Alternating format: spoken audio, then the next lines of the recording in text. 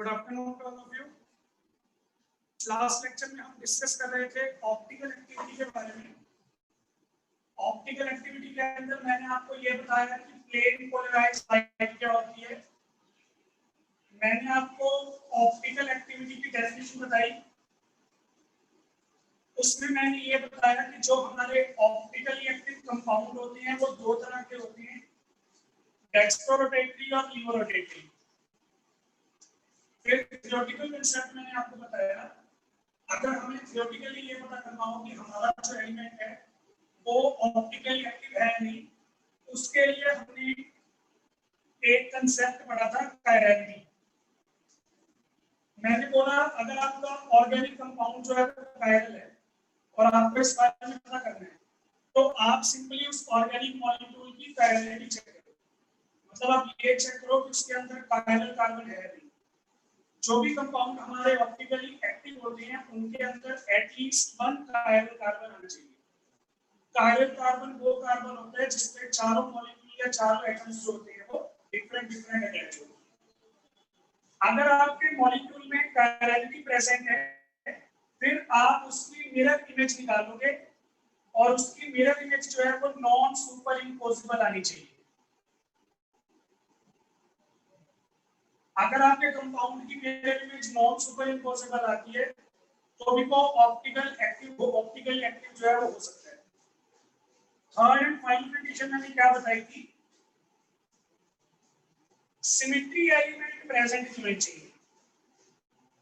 कोई भी symmetry element, कोई भी ऐसा इमेजिनरी लाइन या प्लेन जो हमारे मॉलिक्यूल को दो इक्वल पार्ट्स में डिवाइड कर देता है वो नहीं होने चाहिए। अगर आपके मॉलिक्यूल में कोई ऐसी लाइन, कोई ऐसा प्लेन प्रेजेंट है उसकी वजह से आपका जो कंपाउंड होगा वो ऑप्टिकली इनएक्टिव हो जाएगा। ये भी चीज आपको ध्यान रखनी है, सिमेट्री एलिमेंट्स जो है वो एब्सेंट होने चाहिए। ये सब बातें मैंने आपको कल बताई थी। अब इन सब बातों को ध्यान में रखते हुए हम ऑप्टिकल एक्टिविटी को पढ़ना शुरू करेंगे। इसमें हमारे पास जो सबसे पहली डेफिनेशन आती है वो डेफिनेशन है एनेंशियोमर्स की। तो सबसे पहले मैं आपको यहाँ पे आज बता रहा हूँ एनेंशियोमर्स के बारे में।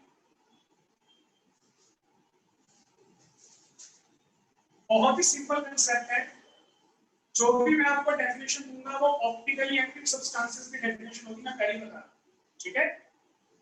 एनेंशियोमर्स जो होते हैं वो हमारे ऑप्टिकली एक्टिव कंपाउंड्स होते हैं जिनकी ओरिजिनल इमेज और मिरर इमेज जो होती है वो नॉन सुपर इम्पोजिबल होती है।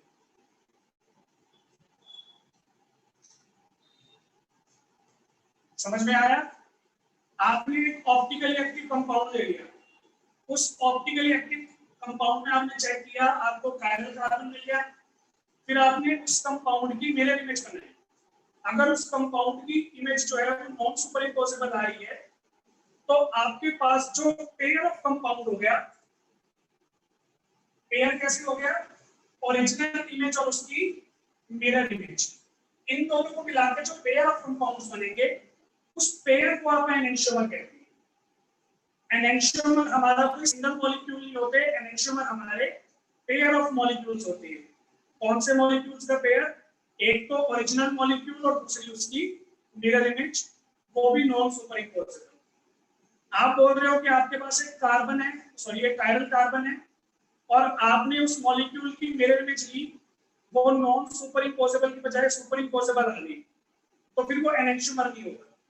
एनेंशियोमर के लिए मैंने आपको दो कंडीशंस बताई, कायरल कार्बन भी होना चाहिए और जो मिरर इमेज है वो नॉन सुपर इम्पोजिबल होनी चाहिए। अगर आप ये कंडीशंस को फॉलो करोगे तब आपका कंपाउंड जो होगा वो ऑप्टिकली एक्टिव होगा और वो एनेंशियोमर होगा, अदरवाइज वो नहीं होगा। समझ में आया? जैसे मैंने यहाँ पे एग्जांपल ले लिया, कार्बन है मेरे पास, टेट्राहेड्रल ज्योमेट्री बनाएगा, मुझे इसके चारों बॉन्ड अलग अलग दिखाने हैं, तो मैं एक तो यहाँ पे ले लेता हूँ मिथाइल ग्रुप, एक ले लेता हूँ हेलोजन, क्योंकि आफ्टर ऑल मैंने इसको हेलोकेन बनाना है, मैं हेलोकेन पढ़ रहा हूँ। कार्बन के साथ हेलोकेन होना जरूरी है, कार्बन होना जरूरी है। अब इनको मैंने रिपीट नहीं करना, तो आप कोई भी एग्जांपल कैसे भी बना सकते हो। जैसे मैंने यहाँ पे लगा दिया मिथाइल ग्रुप, यहाँ पे मैंने इथाइल ग्रुप लगा दिया और यहाँ पे मैंने लगा दिया CH2Cl। समझ रहे हो, एक हेलोजन में दो हेलोजन आ सकते हैं ना, तो ये मेरा एग्जांपल हो गया। अब इस एग्जांपल में ये वाला जो कार्बन है ये कायरल है, तो कायरल को रिप्रेजेंट करने के लिए स्टार लगाना पड़ेगा। समझ में आ गया। अब इसकी मिरर इमेज बनानी है, ये तो ओरिजिनल इमेज है, इसकी मिरर इमेज बनाने के लिए ऐसे वर्टिकल लाइन खींच दो। जो ग्रुप मिरर के पास है वो मिरर के पास ही रहेंगे, जो ग्रुप मिरर से दूर है वो मिरर से दूर रहेंगे।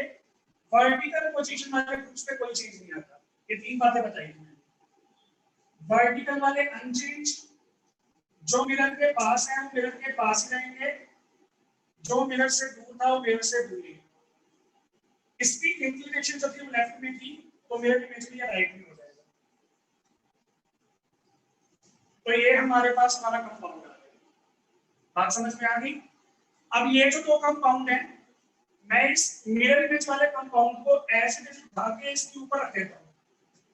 जब मैं इसको एज इट इज उठा के इसके ऊपर रख दूंगा तो मिरर इमेज आएगी नॉन सुपर इम्पोजेबल, क्योंकि इसके ऊपर आ रहा है फ्लोरीन, इसके ऊपर आ रहा है CH2Cl, दोनों सेम ग्रुप नहीं है, तो वो सुपर इम्पोज नहीं होगा, नॉन सुपर इम्पोजेबल होगा। इसका मतलब ओरिजिनल इमेज और मिरर इमेज जो है वो non super imposable. Chiral carbon भी है, mirror image non super imposable भी है। ये मेरे पास आ गया मेरा पेयर ऑफ एनेंशियोमर।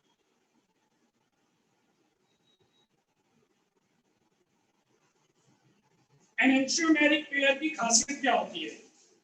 खासियत होती है दोनों मॉलिक्यूल्स की, दोनों मॉलिक्यूल बिल्कुल same, same molecular formula, same structure, same physical और केमिकल प्रॉपर्टीज, पर डिफर होती है ये रोटेशन ऑफ लाइट। अगर आपका स्टार्टिंग वाला कंपाउंड जो था ओरिजिनल इमेज वाला कंपाउंड, ये अगर डेक्स्ट्रोरोटेटरी था तो इसकी जो मिरर इमेज बनाई होगी वो कौन सी होगी? लीगो होगी हमेशा। जब भी आप कोई कंपाउंड लेते हो, उस कंपाउंड की जो भी रोटेशन होती है, अगर आप उसकी मिरर इमेज बना देते हो ना, तो मिरर इमेज में हमेशा रोटेशन जो है वो ऑपोजिट हो जाती है। अगर आपका कंपाउंड स्टार्टिंग में डेक्स्ट्रो था तो मिरर इमेज उसकी लीगो, और अगर स्टार्टिंग में वो लीगो था तो उसकी मिरर इमेज डेक्स्ट्रो। सर आपको कैसे पता ये डेक्स्ट्रो है? तो मुझे नहीं पता। एक्चुअल में हमें पता ही नहीं होता हमारा कंपाउंड जो है हम नहीं बता सकते। ये प्योर प्रैक्टिकल कंसेप्ट है। अगर मुझे ये पता करना है कि मेरा कंपाउंड जो है वो डेक्स्ट्रो है या लीगो है, उसका एक ही इलाज है, प्रैक्टिकल करना पड़ेगा। बिना प्रैक्टिकल किए मैं नहीं बता सकता। जैसे आप एक्सपेरिमेंट किए बिना रिएक्शन का ऑर्डर नहीं बता सकते, वैसे ही आप एक्सपेरिमेंट किए बिना ये भी नहीं बता सकते कि हमारी जो ये कंपाउंड होगा ये डेक्स्ट्रोरोटेटरी है या लीगोरोटेटरी है। अब ऑर्डर में परेशानी हो रही थी, ऑर्डर हमें एक्सपेरिमेंट ही पता करना पड़ेगा, नहीं तो रिएक्शन गलत हो जाएगी। रोटेशन में ऐसा नहीं है, रोटेशन में हमें एक्सपेरिमेंट ही पता करना पड़ेगा, फायदा है, क्योंकि टीचर को भी नहीं पता होगा कि डेक्स्ट्रो या लीगो है, कुछ भी लगाया। समझ गए ना? इसके आगे आप कोई भी सही लगा सकते हो। मैंने प्लस लगा दिया, किसी ने कुछ बोला ही नहीं, क्योंकि सर ने लगाया सही लगाया होगा, सर को भी नहीं पता ये डेक्स्ट्रो या लीगो है। हमें पता ही नहीं है, एक्सपेरिमेंट कोई करने जाएगा नहीं, आप में से कोई भी नहीं जाएगा एक्सपेरिमेंट करने, तो आपको मानना पड़ेगा ये डेक्स्ट्रो है। तो ये फायदा है, आप प्लस माइनस कुछ मर्जी लगा के आ सकते हो, कोई दिक्कत नहीं है। पर याद रखना, अगर आपकी ओरिजिनल इमेज डेक्स्ट्रो है तो उसकी जो मिरर इमेज होगी वो लीगो होगी। ओरिजिनल सॉरी ऑपोजिट रोटेशन आती है ओरिजिनल कंपाउंड के रिस्पेक्ट। समझ में आ गया होगा? तो ये हमारे पास हमारे एनेंशियोमर्स होते हैं। एनेंशियोमर्स की डेफिनेशन क्या दोगे? those pair of compounds which have chiral carbon and are non superimposable mirror images of each other. उनके पास chiral carbon भी होना चाहिए और उनकी जो mirror image है वो non superimposable भी होनी चाहिए। क्लियर हो गया? ये हमारे पास हमारे एनेंशियोमर्स की डेफिनेशन है। जो दो बातें मैं लिख रहा हूं, पहली कंडीशन तो ये है कि कायरलिटी होनी चाहिए, और दूसरी कंडीशन क्या है कि मिरर इमेज दोनों एक दूसरे की मिरर इमेज होनी चाहिए। और वो मिरर इमेज भी कैसे होनी चाहिए? Non super imposable. समझ में आ गया होगा? ये हमारे पास हमारी डेफिनेशन आ गई किसकी? एनेंशियोमर्स। पहली डेफिनेशन हमारी यहाँ पे कंप्लीट हो चुकी है। अब इसके बाद मैं सेकंड डेफिनेशन पे आ गया हूँ। सेकंड डेफिनेशन है हमारी डायस्टेरियोमर्स की। तो डायस्टेरियोमर्स क्या होती है वो देखो। बहुत सारे बच्चे कंफ्यूज होते हैं एनेंशियोमर और डायस्टेरियोमर में। तो मैं आपको दोनों का एक बड़ा इंपॉर्टेंट डिफरेंस बताऊंगा। बहुत इजी है दोनों, पता नहीं क्यों मतलब बच्चे कंफ्यूज हो जाते हैं, बहुत इजी है। मैं ये वाला एग्जांपल मिटा नहीं रहा ताकि मैं आपको एनेंशियोमर और डायस्टेरियोमर्स में डिफरेंशिएट करके बता सकूं। ठीक है, तो ये हमारे पास हमारा एग्जांपल है एनेंशियोमर का। सेकंड हमारे पास हमारी डेफिनेशन आती है डायस्टेरियोमर की।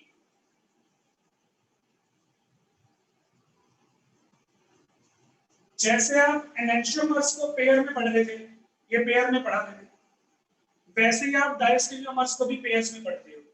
ये भी कोई सिंगल सिंगल कंपाउंड नहीं होता, इनके भी क्या होते हैं, पेयर्स होते हैं। इनके पास भी कायरल कार्बन होना जरूरी है। मतलब पहली कंडीशन जो है, चाहे वो एनेंशियोमर है चाहे वो डायस्टेरियोमर है, पहली कंडीशन दोनों की सेम है। इसके पास भी कायरल कार्बन होनी चाहिए, कायरलिटी की प्रॉपर्टी होनी चाहिए। अब आ गई सेकंड कंडीशन। सेकंड कंडीशन में मैंने दो बातें बोली थी एनेंशियोमर में, ध्यान से सुनो। एनेंशियोमर में मैंने बोला, ये मतलब ना डायस्टेरियोमर का नहीं बता रहा, एनेंशियोमर का बता रहा। तो एनेंशियोमर में हमने बोला था एक तो एक दूसरे की मिरर इमेज होनी चाहिए, और वो मिरर इमेज कैसे आनी चाहिए, नॉन सुपर इम्पोजेबल। डायस्टेरियोमर में हम क्या बोलते हैं, जो हमारा पेयर होगा वो पेयर्स आपस में कैसे होने चाहिए, नॉन सुपर इम्पोजेबल। चाहे एक दूसरे की मिरर इमेज, मिरर इमेज होना जरूरी नहीं है। जरूरी क्या है, जो मैंने दो कंपाउंड्स का पेयर लिया होगा वो पेयर कैसा होना चाहिए, नॉन सुपर इम्पोजेबल होना चाहिए। अब ये बात समझ में नहीं आई मुझे पता है, तो एग्जांपल देना पड़ेगा। एग्जांपल देने के लिए यही मॉलिक्यूल ले लेता हूँ।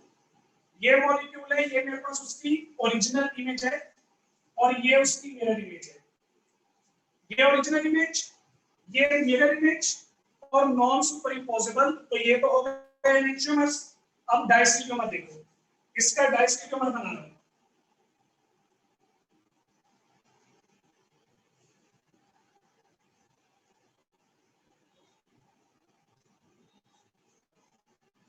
इन दोनों की पोजीशन को मैंने इंटरचेंज कर दिया। अब आप मुझे एक बात बताओ, ये दोनों एक दूसरे की मिरर इमेज है क्या, नहीं है। ये दोनों एक दूसरे की मिरर इमेज तो नहीं है, लेकिन जब मैं इसको उठा के इसके ऊपर रखूंगा तो सुपर इम्पॉसिबल हो गया, non super impossible. Non super impossible क्योंकि फ्लोरीन इथाइल को कवर नहीं कर पाएगा और इथाइल जो है फ्लोरीन को कवर नहीं कर पाएगा। तो मैंने इन दोनों को मिरर इमेज नहीं बनाया, लेकिन फिर भी नॉन सुपर इम्पॉसिबल। तो इन कंपाउंड्स को हम बोलते हैं डायस्टेरियोमर्स। ये वाला जो मेरे पास पेयर आ गया होगा, ये कौन सा पेयर है, डायस्टेरियोमर का पेयर। दोनों की डेफिनेशन में फर्क समझ में आया। सर ऐसे तो बहुत सारे बना सकते हैं, कैसे, सर आप ये भी तो कर सकते थे।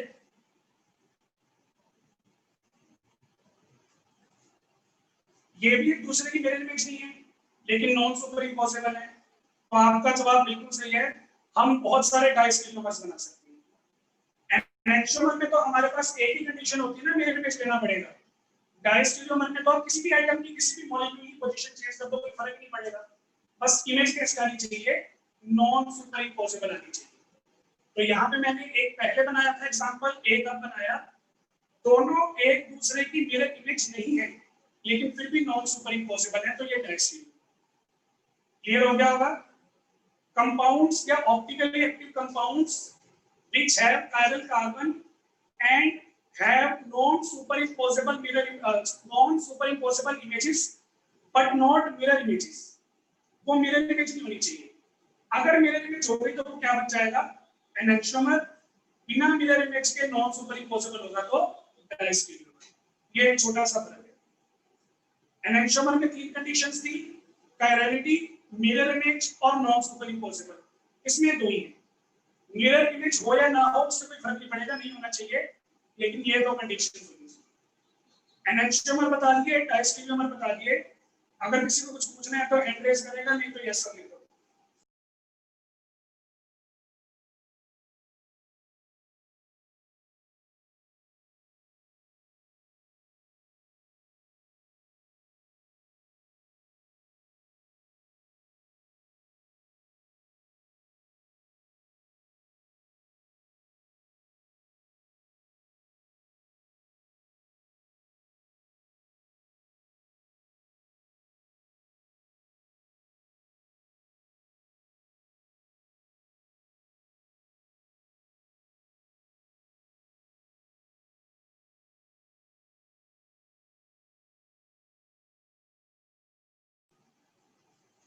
सबसे पहले देखो सिंपल बेंजीन देखो,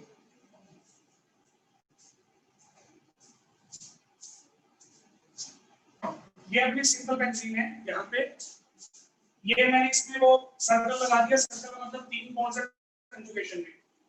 तो यहाँ पे अपने पास इस वाले कार्बन के साथ लेफ्ट में भी CH है, राइट में भी CH है, तो दोनों आइटम सेम है, इसलिए वो कायरल नहीं रहेगा, है ना। अगर आप इसके साथ अलग अलग हाइड्रोजन भी लगा देते हो तो भी ये कायरल नहीं है, क्योंकि ये वाली बॉन्ड्स में कंजुगेशन में होती है। कंजुगेशन का मतलब ये हो गया, अब इसका मतलब ये हो गया कार्बन ने 2 बॉन्ड सेम एटम के साथ बनाई हुई है, तभी ये कायरल है। समझ में आ गया? तो ये हमारे पास हमारा केस, ठीक है ना। बेंजीन में डबल बॉन्ड है, डबल बॉन्ड का मतलब है 2 बॉन्ड सेम एटम के साथ बनी हुई है, वो कायरल हो नहीं सकता। तो चाहे सेम लगे हो चाहे डिफरेंट लगे हो, कोई फर्क नहीं पड़ेगा, ठीक है। तो ये हमारे पास हमारा केस था, समझ में आ गया होगा। तो 2 डेफिनेशंस आपने कर ली, एनेक्सोमर्स की और डायस्टेरियोमर्स की। नेक्स्ट डेफिनेशन हमारे पास आ गई है मीसोकम्पाउंड्स की। ये डेफिनेशन सबसे इंपॉर्टेंट है क्योंकि सबसे हटके है और ये बच्चों को पता ही नहीं होता। मेन चीज जो मैंने बताया सिमेट्री एलिमेंट, ये आपकी बुक में नहीं है सिमेट्री एलिमेंट, इसलिए ये जरूरी है। बच्चों को सिमेट्री एलिमेंट के बारे में पता नहीं होता और ये पूछ लिया जाता है, तो इसलिए जरूरी है, ध्यान से देखो। जितना जोर डाल के मैं बोल रहा हूँ ना उतना इजी है।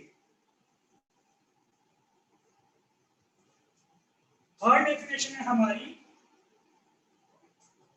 मीसो कंपाउंड्स।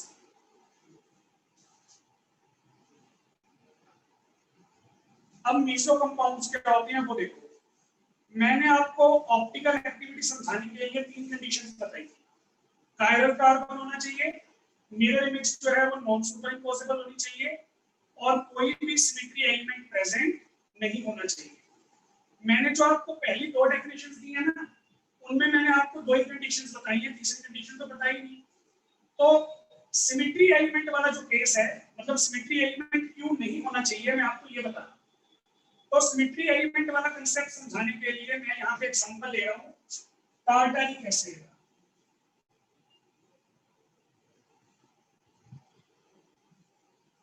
व्हाइट कलर का क्रिस्टलाइन कंपाउंड होता है, इसे हम हिंदी में टार्टरिक बोलते हैं। तो जो गोलगप्पे वाले भैया पानी में यूज करते हैं, इमली तो महंगी पड़ती है, तो इसको यूज करते हैं टार्टरिक एसिड। अब इससे टेस्ट तो आ जाता है अच्छा, खाने में आपको स्वाद लगते होंगे, मुझे लगते हैं, लेकिन दिक्कत उसमें ये है कि ये खराब करता है बॉडी को। अगर आप इसको ज्यादा अमाउंट में लेके जाओगे, ये डाइजेस्ट नहीं होता, ये एसिडिटी क्रिएट करेगा, और जब पेट में एसिडिटी होती है तो फिर अल्सर्स होने के चांसेस रहते हैं, पेट में घाव होने के चांसेस रहते हैं, तो उसमें फिर आपको दिक्कत हो सकती है। तो टार्टरिक एसिड जो है वो हमारा सबसे बढ़िया एग्जांपल है मीसो कंपाउंड का। अब आप कैसे बता, तो उसके लिए मैं आपको इसका स्ट्रक्चर बना के दिखाता हूँ। फिर कल अपनी बात हो रही थी, मुझे शायद कशिश ने पूछा था कि हम मॉलिक्यूल को एक ही तरीके से रिप्रेजेंट करेंगे, मैंने बोला था एक तरीका और होगा, तो वो तरीका मैं आपको बता रहा हूँ, फिशर प्रोजेक्शन। फिशर प्रोजेक्शन में हम क्या करते हैं, कल मैंने बोला था पैडियां बनाएंगे। हम हमारे ऑर्गेनिक मॉलिक्यूल की रिप्रेजेंटेशन इस तरीके से देंगे। इसमें ये जो वर्टिकल लाइन है ना, हर एक पॉइंट जो है जिसमें मैं डॉट लगा रहा हूँ, ये वाला पॉइंट जो है ये कार्बन को रिप्रेजेंट करेगा। अब कार्बन कितने बॉन्ड बनाता है? 4। सपोज में ये वाला कार्बन है, इसकी एक बॉन्ड ऊपर दिखा दी, एक बॉन्ड नीचे दिखा दी, बाकी की जो 2 बॉन्ड्स है वो ये, तो ये अपनी रिप्रेजेंटेशन होती है। इसी रिप्रेजेंटेशन को यूज करके मैं टार्टरिक एसिड की रिप्रेजेंटेशन दे रहा हूँ। टार्टरिक एसिड को हम रिप्रेजेंट करते हैं ऐसे।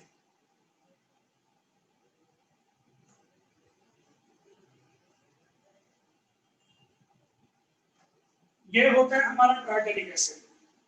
COOH से स्टार्ट होगा, COOH भी खत्म होगा, बीच वाले जो 2 कार्बन हैं उन पे 2 हाइड्रोक्सिल ग्रुप है, 2 हाइड्रोजन। टार्टरिक एसिड सिंपल सा फॉर्मूला, ठीक है। अब इसमें पहले ये देखते हैं पैरेललिटी है या नहीं, पहली कंडीशन दूसरी कंडीशन भी देखना पड़ेगा ना, तभी आप तीसरी कंडीशन बनाएंगे जो सिमेट्री एलिमेंट की कंडीशन थी। तो ये अपना पहला कार्बन हो गया, पहले कार्बन पे कार्बोक्सिलिक एसिड है, मतलब ये, तो 2 बॉन्ड सेम एटम के साथ बनी हुई है, कायरल नहीं हो सकता। अगर ये कायरल नहीं है तो ये भी कायरल नहीं है, क्योंकि दोनों सेम थे। तो कार्बोक्सिलिक ग्रुप हमारे कायरल नहीं होते, बचे ये वाले दो। अब कायरलिटी चेक कैसे करती हैं वो देखो, इसके लिए चेक कर रहा हूं मैं। इसके लिए एक हमारे पास बॉन्ड है हाइड्रोजन के साथ, एक बॉन्ड है OH के साथ, एक बॉन्ड है कार्बोक्सिलिक एसिड ग्रुप के साथ, और ये वाली जो बॉन्ड है ये है इसके साथ। मतलब जो बच गया सारा इंक्लूड कर लें। अब देखो ये चार ग्रुप सेम है या डिफरेंट है? डिफरेंट है। इसका मतलब ये वाला कार्बन हमारा कायरल है। फिर इस कार्बन को चेक करूं, लेफ्ट में हाइड्रोजन, राइट में OH, नीचे आ रहा है कार्बोक्सिलिक ग्रुप और ऊपर आ रहा है हमारे पास ये।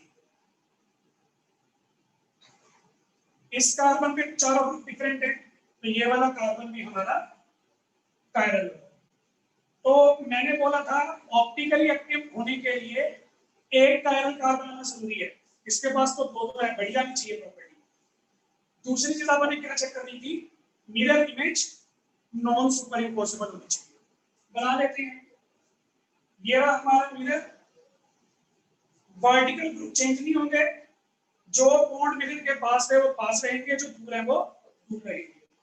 उसके अकॉर्डिंग मेरे पास क्या आ जाएगा, ये एसिड है OH मिरर के पास, ये लो, ये वाला OH मिरर के पास, ये हाइड्रोजन मिरर से दूर। ये आ गई ओरिजिनल इमेज, ये आ गई मिरर इमेज। मिरर इमेज को इसके ऊपर उठा के रखूंगा तो मिरर इमेज क्या आएगी, नॉन सुपर इम्पोसिबल, क्योंकि हाइड्रोजन के ऊपर OH आ रहा है और OH के ऊपर हाइड्रोजन आ रहा है, सेम ही है, तो mirror image non super impossible है। तो ये हमारे पास ऑप्टिकली एक्टिव हो गया, कायरल कार्बन भी है, mirror image non super impossible भी है, दो कंडीशन सेटिस्फाई हो गई। लेकिन जब मैंने इसमें तीसरी कंडीशन पढ़ी, सिमेट्री एलिमेंट, तब मुझे ये पता लगा कि ये कंपाउंड है हमारा ऑप्टिकली इनएक्टिव, क्योंकि इस कंपाउंड में सिमेट्री एलिमेंट प्रेजेंट है। सिमेट्री एलिमेंट प्रेजेंट है। कौन सा सिमेट्री एलिमेंट प्रेजेंट है? इसमें प्रेजेंट है प्लेन ऑफ सिमेट्री, मतलब एक इमेजिनरी प्लेन प्रेजेंट है जो हमारे मॉलिक्यूल को दो इक्वल पार्ट्स में डिवाइड कर देगा। तो कौन सा प्लेन है वो? यहां से काटूंगा फायदा नहीं है, यहां से काटूंगा। जब मैं मेरे मॉलिक्यूल को इस प्लेन से कट करूंगा, मॉलिक्यूल का अपर पार्ट जो है वो लोअर पार्ट के बिल्कुल एक्सेप्ट कर आ रहा है ना। इसका मतलब इसके अंदर सिमेट्री एलिमेंट प्रेजेंट है। फिर जिनके अंदर सिमेट्री एलिमेंट प्रेजेंट होते हैं वो क्या होते हैं, ऑप्टिकली इनएक्टिव। किस्मत देखो, दो दो कायरल कार्बन आ रहे हैं फिर भी ऑप्टिकली एक्टिव नहीं है, ऑप्टिकली इनएक्टिव। और एक बात बताऊं, अगर एक कायरल कार्बन आ रहा होता ना फिर शायद ये ऑप्टिकली एक्टिव भी हो जाता, लेकिन दो दो आने की वजह से ये ऑप्टिकली इनएक्टिव हुआ। ये मैं बात कर दूंगा, समझ में आया? तो हमें लगा था कि गोलगप्पे का पानी पिएंगे फिर उस पर लाइट फॉल करेगी, कभी लेफ्ट जाएगी कभी राइट जाएगी, लेकिन ये ऑप्टिकली इनएक्टिव है। जो हमारी लाइट होगी वो गोलगप्पे के पानी से बाहर, बिना रोटेशन आर पार, कोई रोटेशन नहीं होगी क्योंकि ऑप्टिकली इनएक्टिव है। ये तो हो गई इस टॉपिक की बात, अभी बताऊंगा कैसे है। इस टॉपिक की बात हो गई, ये थी ओरिजिनल इमेज, ये है मिरर इमेज, दोनों नॉन सुपर इम्पॉसिबल है। तो ये किसका एग्जांपल हो गया, एनेंशियोमर का एग्जांपल हो गया। एनेंशियोमर में मैंने यही तो बोला था, कायरल कार्बन होना चाहिए और mirror image non super impossible होनी चाहिए। तो ये कौन सा पेयर है, एनेंशियोमर पेयर। सर डायस्टेरियोमर भी बना दो फिर, अगर एनेंशियोमर बन रहा है तो डायस्टेरियोमर भी बनना चाहिए। कैसे बनेगा, इसका गला पकड़ लिया, इसको बोला तुमने अपना गला नहीं हिलाना, नीचे वाले का गला घुमा देते हैं। नीचे वाले का जब गला घुमाएंगे तो हाइड्रोजन आ जाएगा यहाँ पे, OH आ जाएगा यहाँ पे, ये। अब ये दोनों एक दूसरे की मिरर इमेज तो नहीं है, लेकिन फिर भी नॉन सुपर इम्पॉसिबल है। H और सॉरी घुमा के वही कर दिया मैंने, नहीं नहीं नीचे सही है, ऊपर वाला, ऊपर वाला देखो, ऊपर वाला सही है। ये तो मैंने सेम ही लिख दिया, ऊपर वाला देखो, ऊपर वाले में OH जो है वो H से मैच नहीं करेगा, और OH जो है वो यहाँ पे भी H से मैच नहीं करेगा, दोनों एक दूसरे की मिरर इमेज नहीं है। अगर मिरर इमेज होते तो ये भी उल्टा हो जाता है, ये तो उल्टा हुआ नहीं। मिरर इमेज नहीं है फिर भी नॉन सुपर इम्पॉसिबल है, तो ये किसका एग्जांपल है, डायस्टीरियोमर। और एक और बात बताऊं, ये वाला टार्टरिक एसिड ऑप्टिकली एक्टिव है, देख लो चाहिए। बताओ तीन कंडीशन थी, कोई कंडीशन ऐसी हो जिस पे ना अप्लाई हो रही हो। कायरल कार्बन है इसमें,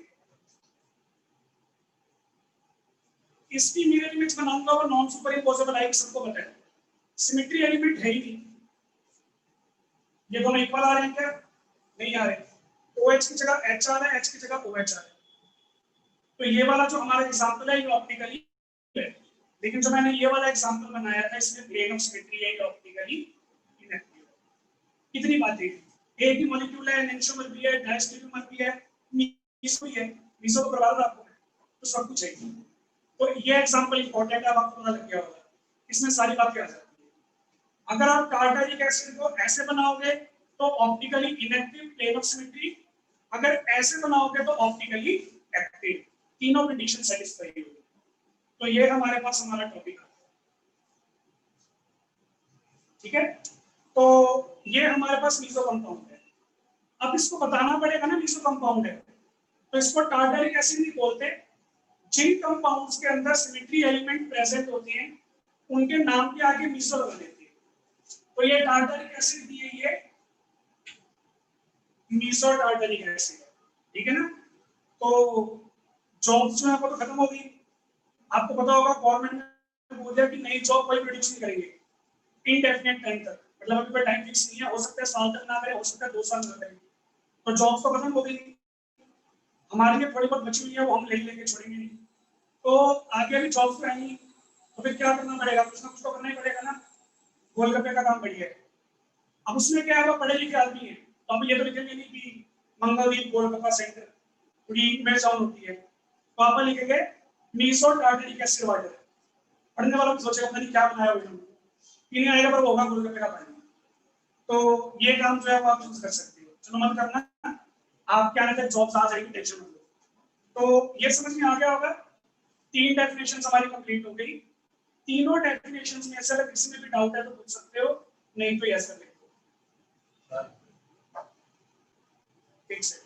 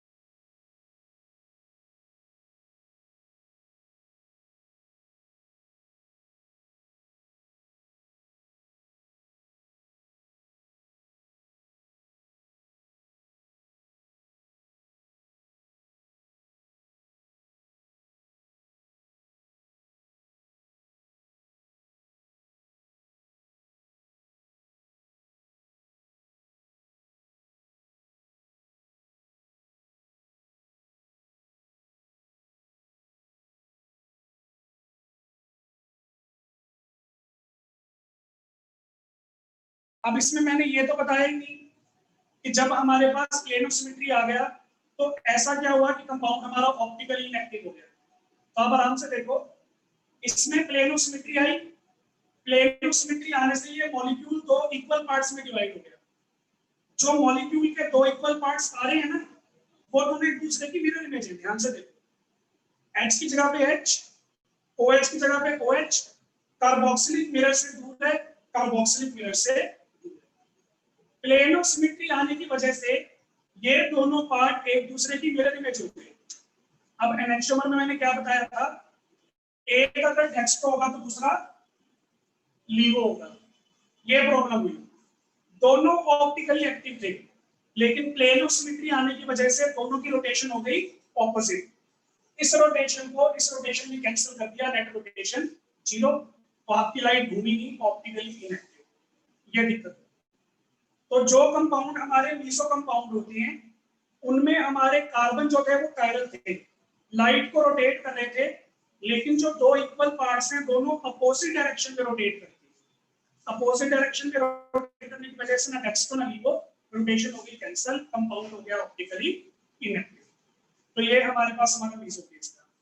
रिएक्शन तो स्टार्ट नहीं हो पाएगी जो मैंने आपको करवानी थी एलिमिनेशन वाली, लेकिन मैं आपको कुछ बातें जो है वो SN2 और SN1 में बता देता हूँ। SN2 और SN1 में कुछ पूछने? तो SN2 और SN1 के अंदर मैंने आपको बताया था इन्वर्जन, रिटेंशन और फिर से इन्वर्जन। तो वो थोड़ा सा मैं एक्सप्लेन कर देता हूँ आपके लिए, वो मैं थोड़ा सा एक्सप्लेन कर देता हूँ। अब इसमें देखो क्या केस है।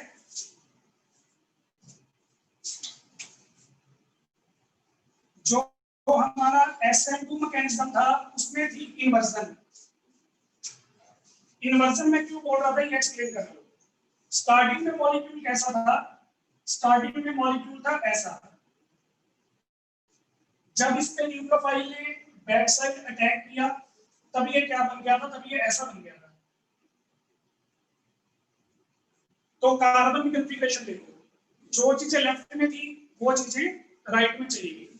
मतलब ये दोनों एक दूसरे की मिरर इमेज हो गए। मिरर इमेज इसको उठा के इसके ऊपर रखोगे, नॉन सुपर इम्पॉसिबल, तो बिल्कुल ऑपोजिट इमेज बनी।